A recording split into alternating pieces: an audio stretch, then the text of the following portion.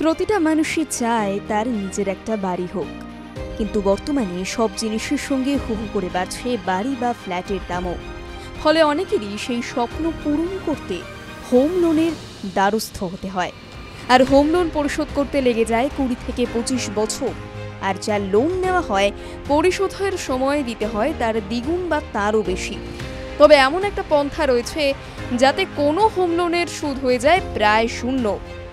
মনে করা যাক, আপনি একটা বাড়ি বা ফ্ল্যাট কেনার জন্য বার্ষিক 9% সুদের হারে 40 লক্ষ টাকা 20 বছরের জন্য হোম লোন নিলেন।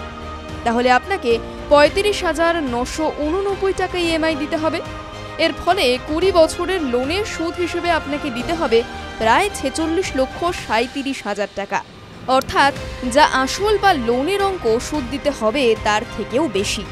কিন্তু এর থেকে বাঁচার একটা উপায় রয়েছে। নিফটি 50 বা বিএসই সেন্সেক্সের গড় রিটার্ন বার্ষিক 12% আশেপাশে।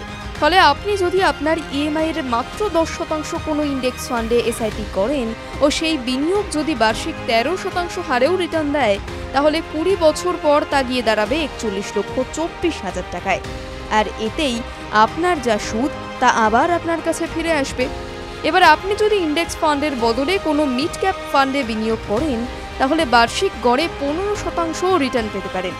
স্মল ক্যাপের ক্ষেত্রে সেই রিটার্নের হার প্রায় 18%। আর 18% রিটার্ন যদি পাওয়া যায়, তাহলে ওই ফ্ল্যাট বা বাড়ির জন্য লোন ও সুদ সমেত যা খরচ হয়েছে ইএমআই দিতে, তার প্রায় পুরোটাই উঠে আসবে। কোথাও বিনিয়োগ করতে চাইলে সে বিষয়ে যথাযথ তথ্যানুসন্ধান এবং বিশ্লেষণ করুন। এই ভিডিও শুধুমাত্র শিক্ষাগত উদ্দেশ্যে TV9 বাংলা বিনিয়োগের কোনো উপদেশ দেয় না।